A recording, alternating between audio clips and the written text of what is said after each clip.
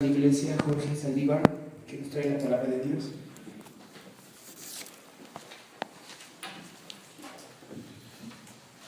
Oremos. Amantísimo Dios y Padre Celestial, te damos muchas gracias en esta tarde. Permitirnos nuevamente, Padre, estar en tu casa de oración, suplicándote que este mensaje, Padre, sea lleno para nuestro gozo, Padre, y sobre todo para las circunstancias que hoy estamos viviendo. Te pedimos que me utilices, Padre, que uses a este siervo tuyo para dar a conocer lo que hoy tienes para nosotros. Te damos muchas gracias, Padre, y te pedimos todo esto en nombre de tu Hijo Jesús. Amén. Pueden sentarse.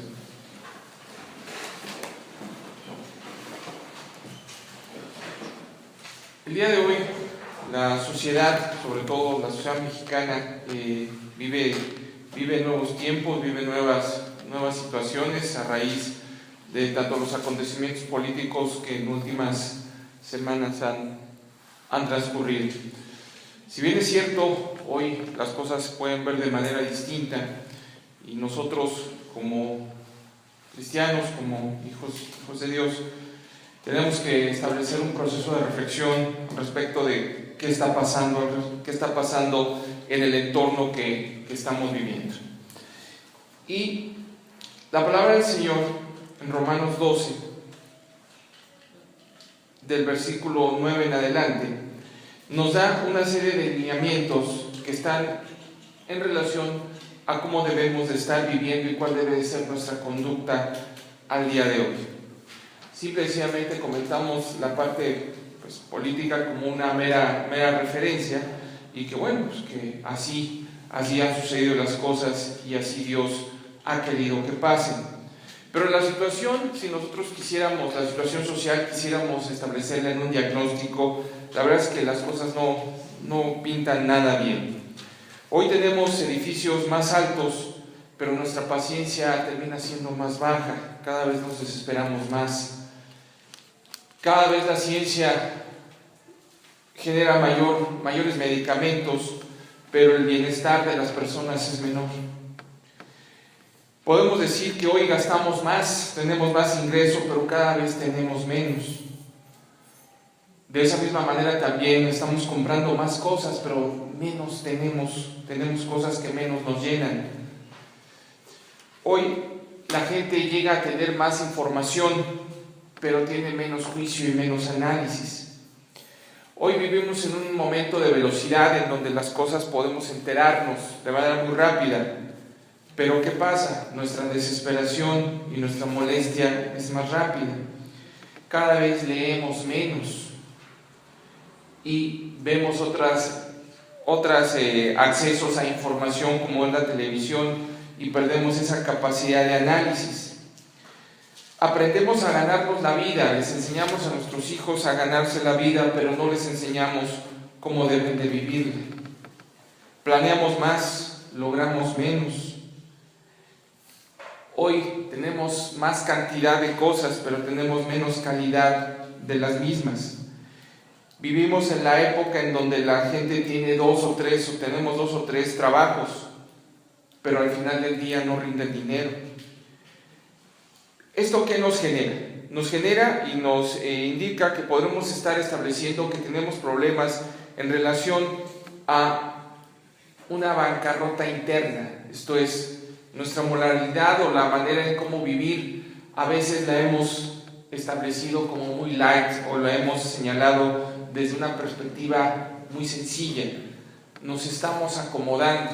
Hay un concepto que por ahí se utiliza en el mundo que tiene, en este caso, mucha aplicación a lo que estamos diciendo el día de hoy.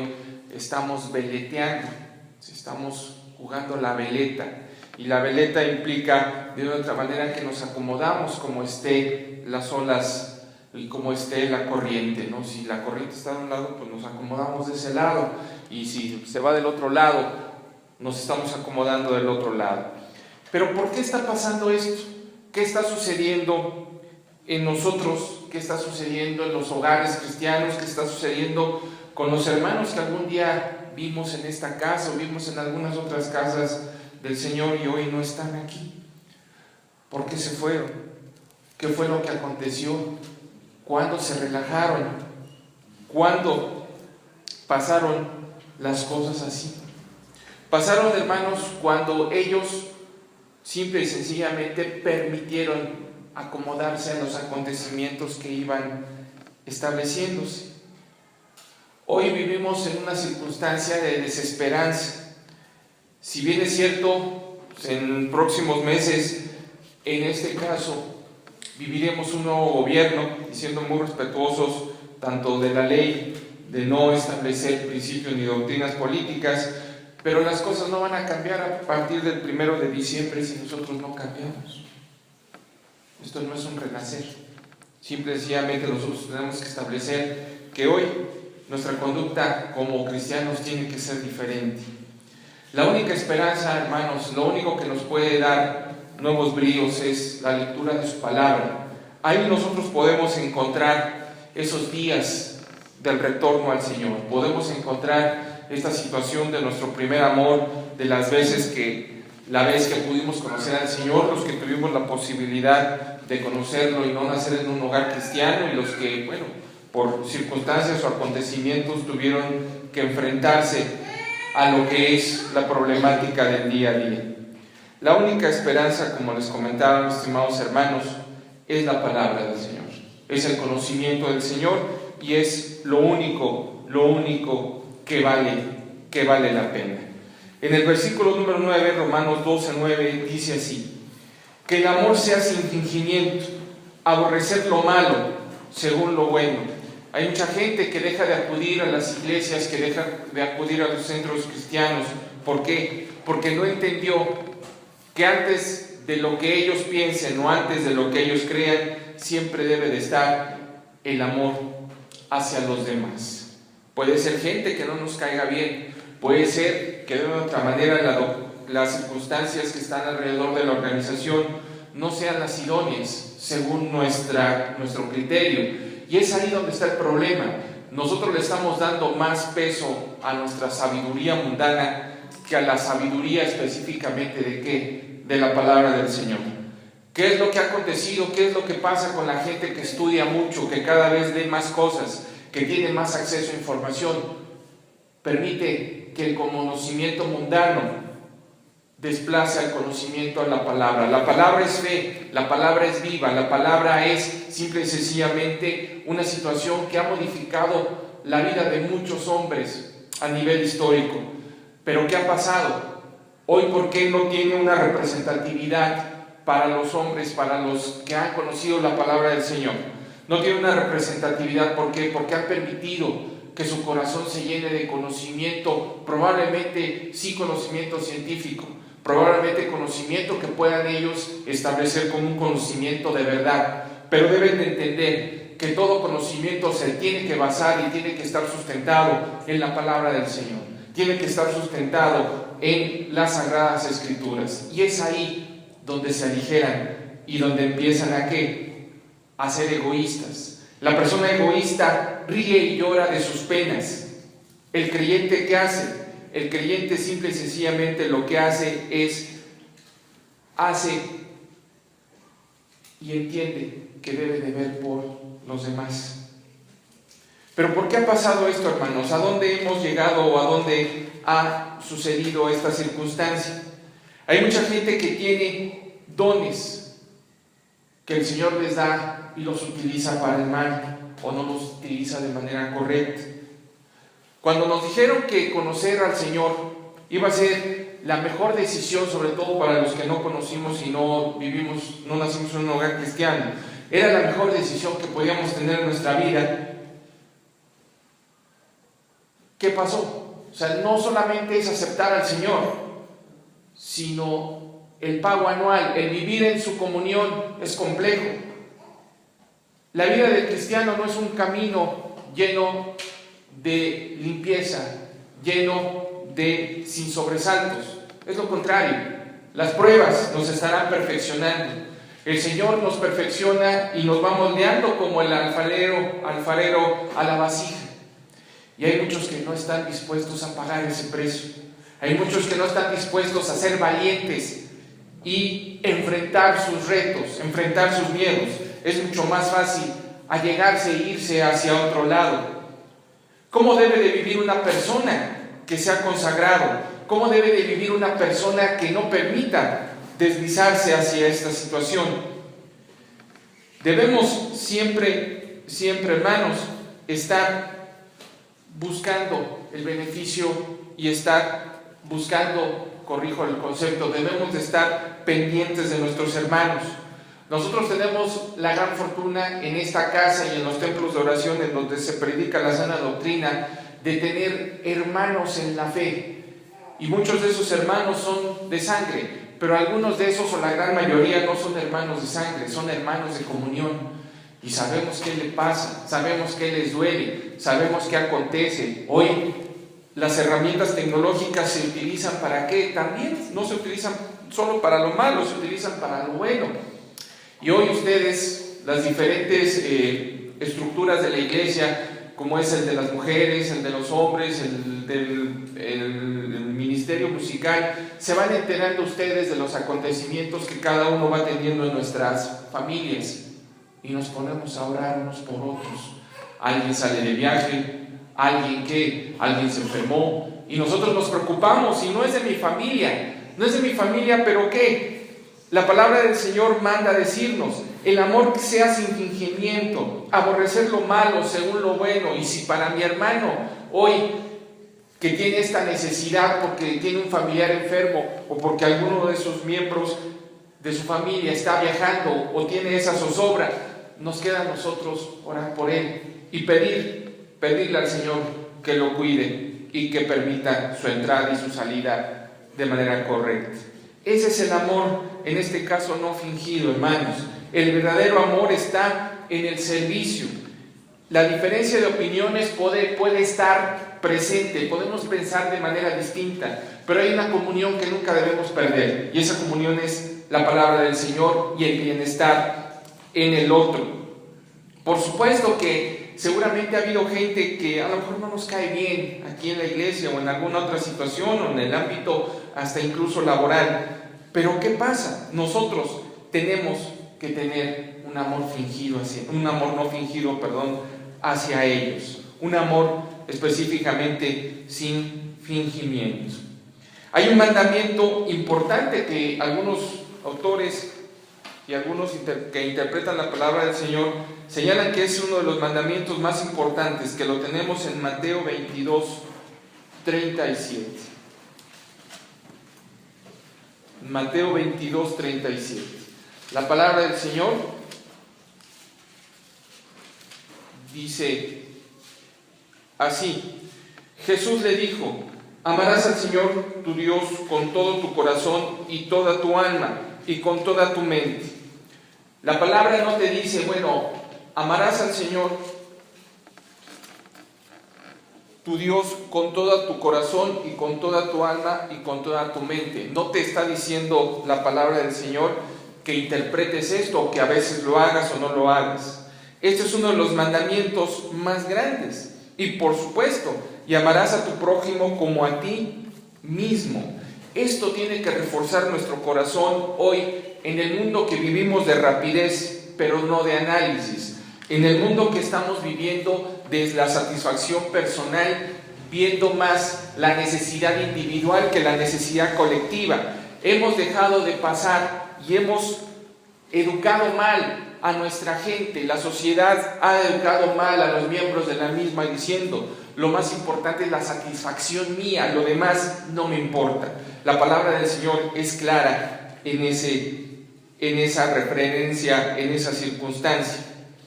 Este amor no fingido tiene que llevarse a una situación fraternal, a una situación que nos permita de una u otra manera estar buscando y viendo cómo la demás gente está bien, generando servicio hacia ellos, y sobre todo, si ellos tienen alguna necesidad, buscar orar por ellos y dentro de la medida de lo posible tratar de auxiliarles.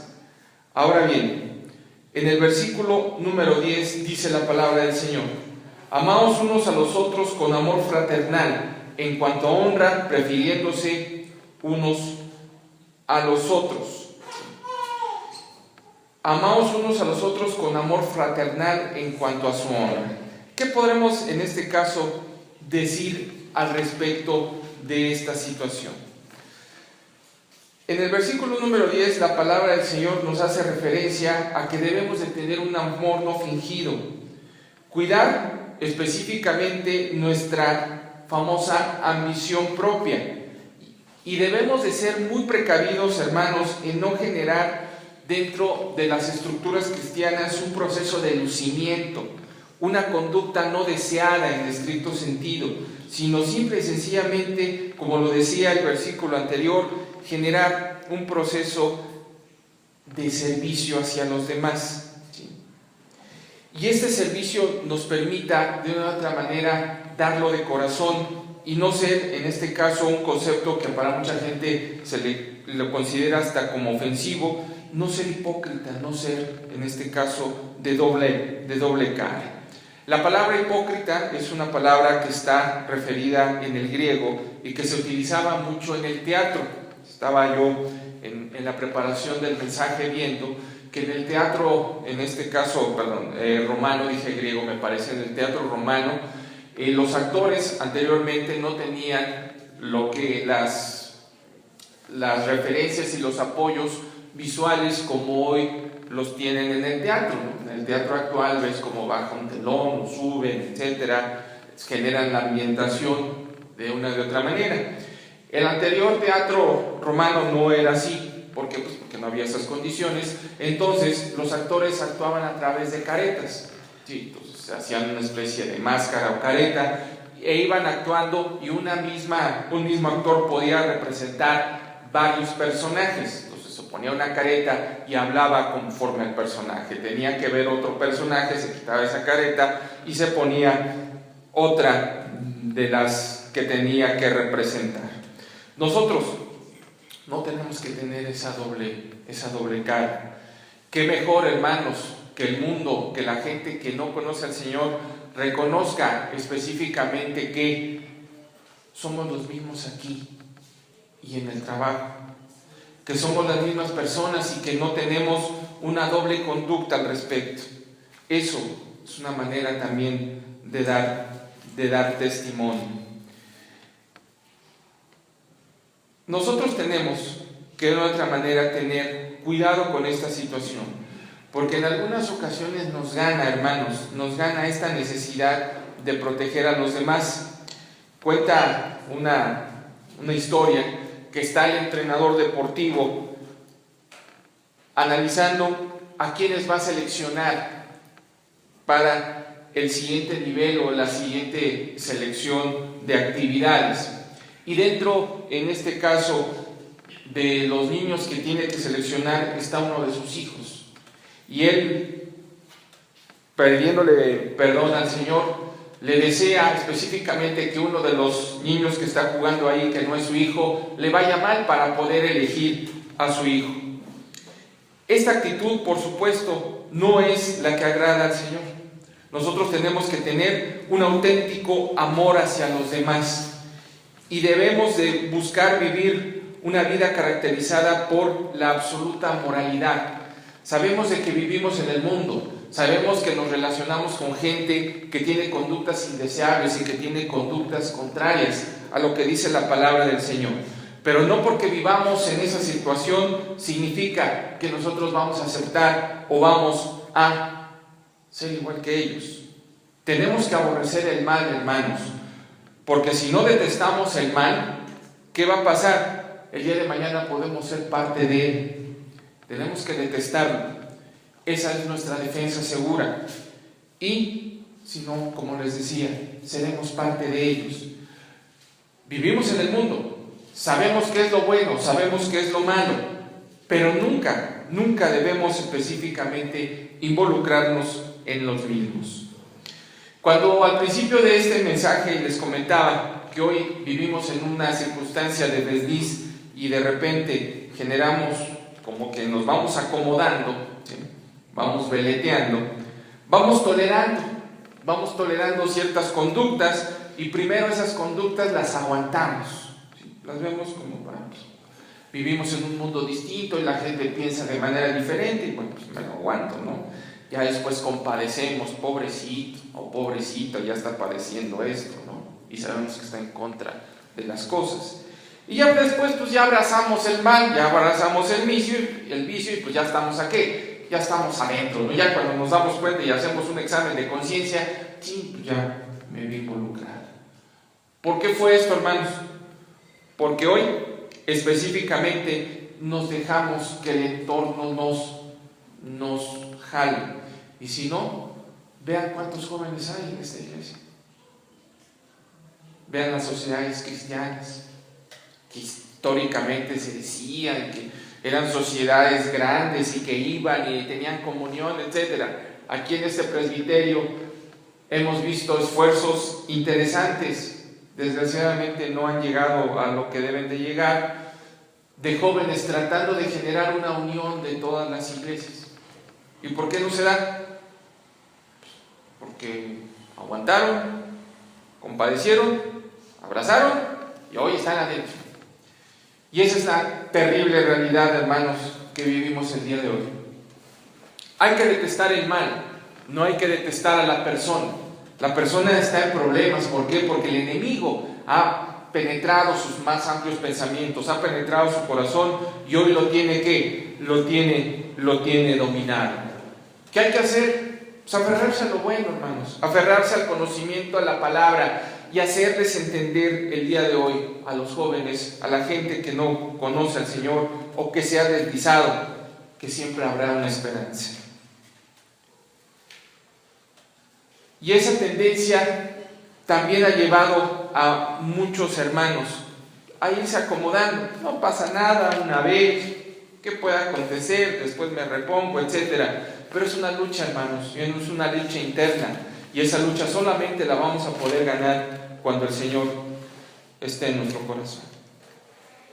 Y si no nos aferramos a lo bueno, ¿qué puede pasar? Pues ya deslizarse ya no es tan importante, ¿no? Sino simple y sencillamente ya estaremos adentro. Dice el versículo número 11: en lo que requiere diligencia, no perezosos, fervientes en espíritu, sirviendo al Señor. Hoy en la sociedad reconoces a esa persona que está siempre atenta a las necesidades de su empresa, le contesta el teléfono al jefe en el momento que sea. Incluso en el ámbito del mundo se dice, esa persona es un trabajador 24/7, ¿no? ¿Por qué 24/7? Disponible 24 horas los 7 días de la semana. Tú lo ves con ese fervor y ese entusiasmo que trabaja y siempre está atento a hacer bien las cosas, etc. ¿Por qué hablamos de esto? Porque esto se le conoce como intensidad en la actividad del día a día. Pero ¿qué pasa con ese entusiasmo genuino del cual nos habla la palabra? En lo que requiere diligencia, no perezosos, fervientes en el espíritu, sirviendo al Señor. ¿Qué es en este caso lo que acontece ahí? Simple y sencillamente el sacrificio del Señor en la cruz para nosotros, pues ya no tiene tanta importancia. Preferimos estar diligentes en lo secular que en el servicio al Señor. ¿Y qué pasa? Desgraciadamente nos vamos deslizando, nos vamos acomodando, vamos viendo cómo viene la marea y nos subimos para acá, y si nos jala para allá, pues vamos para acá. Y eso es muy complicado, hermanos, en el día de hoy. Y eso ha hecho que ese entusiasmo genuino por Dios cada vez sea menor. Tenemos que hacer las cosas con fervor, con intensidad. Tenemos que manifestar las situaciones de una u otra manera con esa intensidad que el Señor nos da. Y así como generamos esa misma situación, tenemos que generarla en el mundo, tenemos que generarla así con ese mismo servicio en lo que es con la palabra del Señor y con la enseñanza del Señor. Hoy, ¿qué hace falta? ¿Qué hace falta en las iglesias? Hace falta, hermanos, que nuevamente vuelva ese fervor, nuevamente vuelva esa intensidad y que la gente se deje de acomodar. Mateo 24:12 nos habla algo al respecto. Mateo 24:12 nos habla algo al respecto. La palabra del Señor dice: y por haberse multiplicado la maldad, el amor de muchos se enfriará. Señal de los últimos tiempos, claro, hermanos. Pero si otros se enfriaron, no permitamos lo que estábamos diciendo hace algunos minutos, que ese enfriamiento también nos lleve a nosotros. Algunas iglesias, como aquí se ha predicado, y sobre todo también nuestro hermano pastor nos lo ha manifestado a través de estudios y a través del púlpito, hay muchas iglesias hoy llenas porque hoy están proclamando la filosofía de la prosperidad, te va a ir bien, todo es correcto, todo es alegría, etcétera, etcétera. Y la gente va a escuchar lo que quieren escuchar. Pero no, hermanos, una vida de servicio, una vida de ¿qué? De desarrollo, una vida de circunstancias, de retos. Como lo hemos venido comentando, la vida nos ha permitido conocer muchas iglesias, y esas iglesias grandes en donde se siente un fervor, hermanos, una alegría, un gozo de ver una multitud, pero tremenda de gente, los cánticos, o sea, una organización tremenda. Sí, hermanos, pero entre ellos ni siquiera se conocen. Yo hoy sé, por ejemplo, qué fue lo que aconteció con mis hermanos que lo hicieron público. ¿Cuáles son esas circunstancias? Hoy, ¿quién está enfermo? ¿Por quién tenemos que orar? ¿Quién en su corazón tiene problemas? ¿Quién tiene retos y qué está enfrentando? Hoy lo sabemos, hermanos. No quiere decir que eso sea malo, esta situación de esta filosofía de la prosperidad sea del todo incorrecta. Pero, hermanos, no hay un crecimiento en la gente. En los tiempos difíciles habrá mayor tribulación. Y el Señor nos va perfeccionando a través de los retos que vamos enfrentando. Pero qué hermoso es apoyar a otros hermanos cuando tienen esos retos, cuando tienen esos problemas. Porque esto es como una especie de balance, esto es como un amortiguador. Hoy estás abajo, pero tienes a alguien que te auxilia, tus hermanos en la fe que te auxilian ¿a qué? A levantarte, y saben lo que te duele, y saben cuáles son los retos, saben cuál es esta situación que te está medrando, que te está generando esta inquietud que tú tienes en tu vida, y tú puedes apoyar a los demás, y va a haber algún día que ellos específicamente te apoyen. La vida es servicio, hermanos, la vida es servir, la vida es estar pendiente de los demás. ¿Para qué? Para que la gente crezca, se desarrolle, y sobre todo tú tengas una verdadera comunión, y como lo decíamos hace algunos minutos, tengas un entusiasmo sirviendo al Señor de manera directa.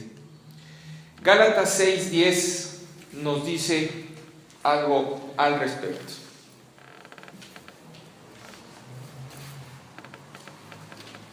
Gálatas 6 al 10. Si alguien me ayuda, pues si alguien ya lo encontró, por favor.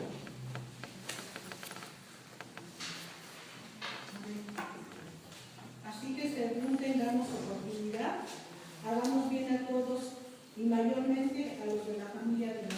Por supuesto.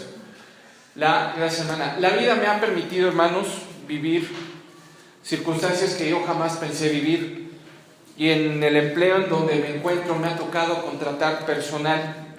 Y yo lo único que les digo es que, de una u otra manera, el compromiso para mí con ellos no es que me den parte de su salario, no es que hagan cosas malas para protegerme, no.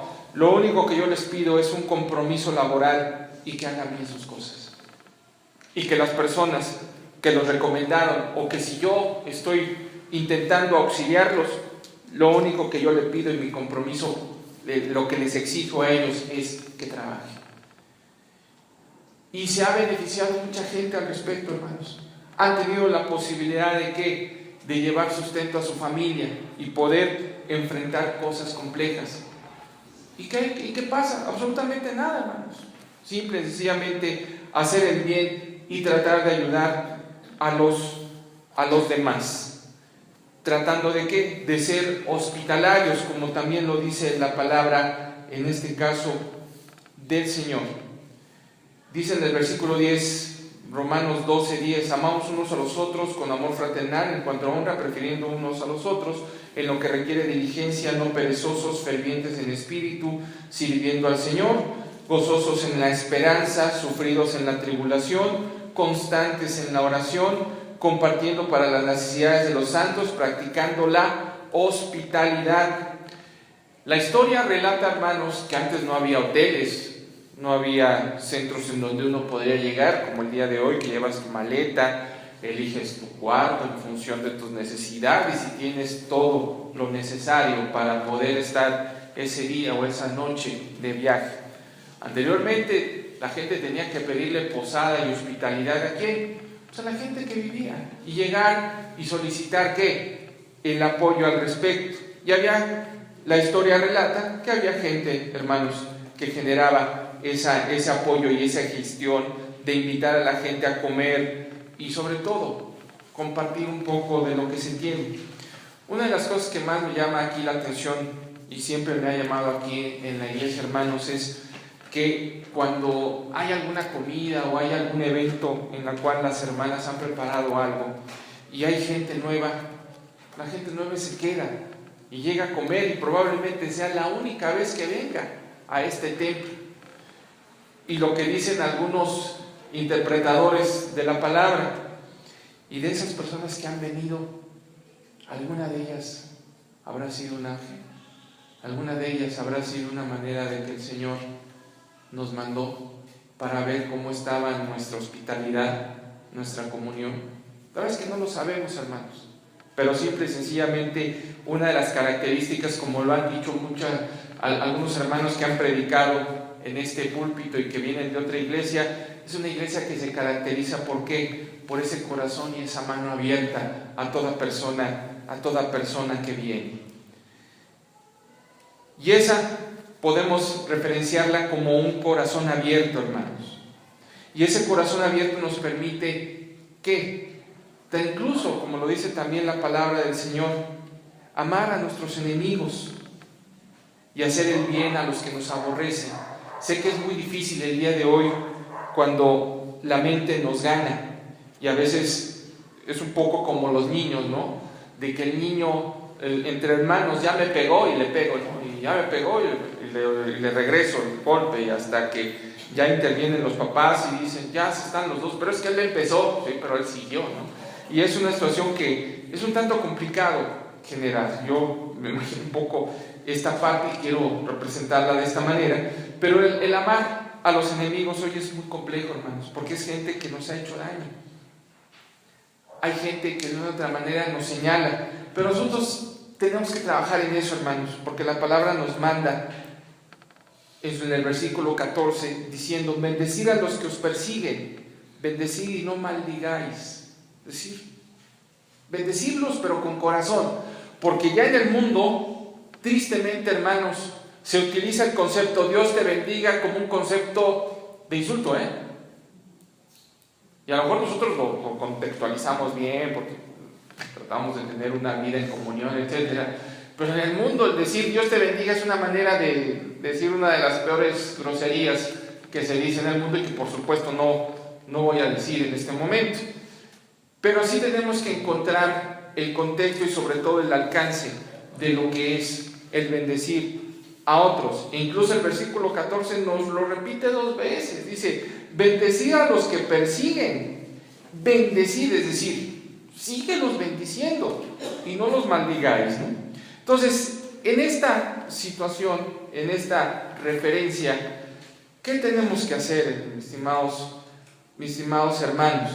Lo que tenemos que hacer es estar muy pendientes de cómo es nuestro actuar. Y por supuesto, algunos interpretadores de la palabra hablan que esto es una paradoja de la fe, ¿no? Que tenemos que dejar a un lado el concepto de la venganza y permitir que nuestro corazón no se inunde de esta referencia y de esta situación, sino buscar de una otra manera bendecir a los que nos han hecho daño. Y buscar hablarles del bien, hermanos, buscar hablar de lo que es positivo y sobre todo que su conducta sea distinta. El versículo número 15 dice: gozaos con los que se gozan, llorad con los que se lloran, que es lo que hace también algunos minutos les comentaba. El egoísta ríe y llora con sus penas, lo demás no le importa. El creyente le interesan las penas de los demás, se goza de las alegrías de los demás y también sufre con las penas de los otros. ¿Sí? Esa es la comunión, hermanos. Eso es lo que el Señor nos pide que hagamos. El versículo número 16, para cerrar, dice: unánimes entre vosotros, no antiguos, sino asociándonos con los humildes. No sean sabios en vuestra propia opinión, que fue con lo que iniciamos el día de hoy. ¿Por qué no tienes al conocido al lado tuyo? ¿Por qué no está esa persona que tú le enseñaste, le permitiste y fuiste un orientador en el camino tremendo y fantástico y el mejor camino que podemos elegir, que es la palabra del Señor? ¿Por qué no está aquí al lado tuyo? ¿Por qué ha dejado de congregarse? ¿Por qué se ha enfriado? ¿Por qué hoy solamente reconoce el conocimiento del mundo como el conocimiento más importante? Porque la palabra es sabia y lo dice. Fueron sabios en su propia opinión. Pensaron que hoy lo más importante y su único patrón de vida y verdad es lo que ellos piensan, lo que el mundo dice, lo que las circunstancias es correcto. Y eso, hermanos, es lo que tiene el Señor para decirnos el día de hoy. ¿Qué reflexión podemos establecer al respecto de el mensaje de hoy? Que tenemos, hermanos, que luchar, que tenemos que estar muy pendientes de no permitir que el mundo se deslice en nuestras vidas. Puedes tener muchos problemas, puedes tener tribulación, puedes tener conflictos y retos el día de hoy, pero no te deslices, no permitas que la marea te lleve. Lucha contra la marea, lucha contra la corriente. La vida no es fácil. El mundo tiene muchas cosas y el enemigo tiene y sabe qué es lo que nos jala. No permitas que haga eso. No permitas que el día de mañana seas tú el que no está en estas bancas. No permitas que seas tú el que el día de mañana no abre la palabra del Señor y no ve la verdad que tiene la misma. No nos deslicemos, hermanos. Sabemos que es los últimos días, sabemos que son los últimos tiempos, pero debemos de pedir al Señor que siempre nos permita que esa llama viva, esa llama interna, ese fuego interno que algún día nos hizo a los que algunos estuvimos aquí proclamar y decirle al Señor que lo reconocíamos como nuestro único Salvador. Aquellos que vivieron en una casa y nacieron en una casa cristiana y que aquí estuvieron haciendo, en este caso su testimonio, aquí estuvieron proclamando y aquí confirmaron esa fe. No permitamos, hermanos, que eso solamente sea un recuerdo el día de mañana. Agárrate del Señor. Fervientes, fuertes, somos valientes. El Señor nos eligió y nos eligió por algo. Algo vio en nosotros el Señor, que nosotros no somos nada. Y si el Señor está confiando en nosotros, no lo defraudes. Que Dios lo bendiga.